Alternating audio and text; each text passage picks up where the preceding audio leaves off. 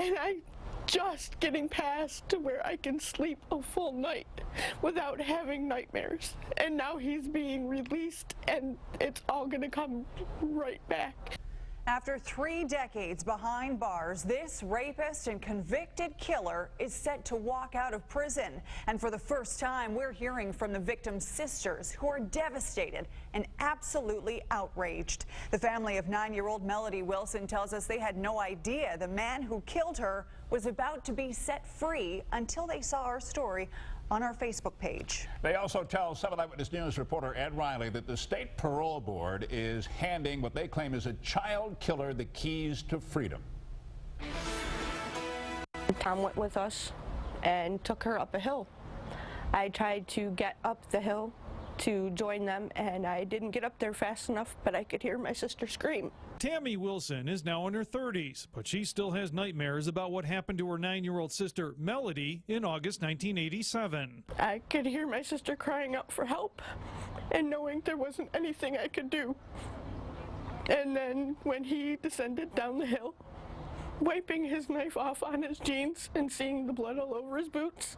Police found Melody's dead body in 8-foot-tall weeds. The little girl had been stabbed multiple times, her throat cut, and she had been raped and sodomized. And convicted of the crime was 21-year-old Thomas Kennedy, who took a group of children, including Tammy, to Squaw Island under the pretense of playing hide and seek. And him telling all of us that my sister got mad and decided to go home in a different direction.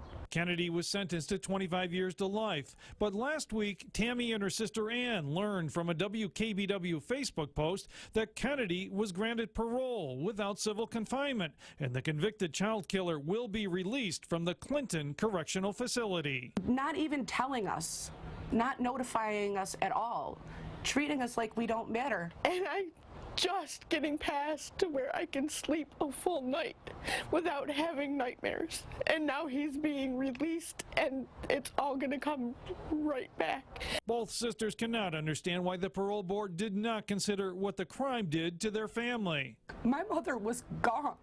She was never the same person again.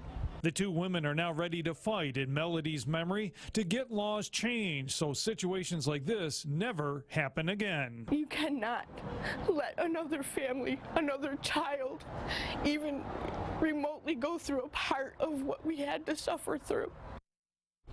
The sisters plan to contact the governor and the state lawmakers to voice their outrage. And so far, there's no release date for Thomas Kennedy because there is still a process that he has to go to make sure that he has a place to live that's safe and also that the community is safe from him.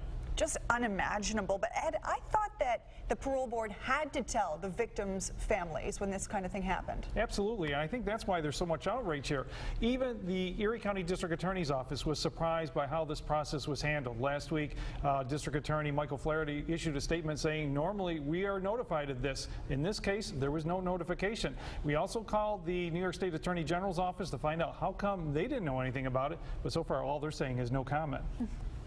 All right, thank you very much, Ed. All right, thank you, Ed.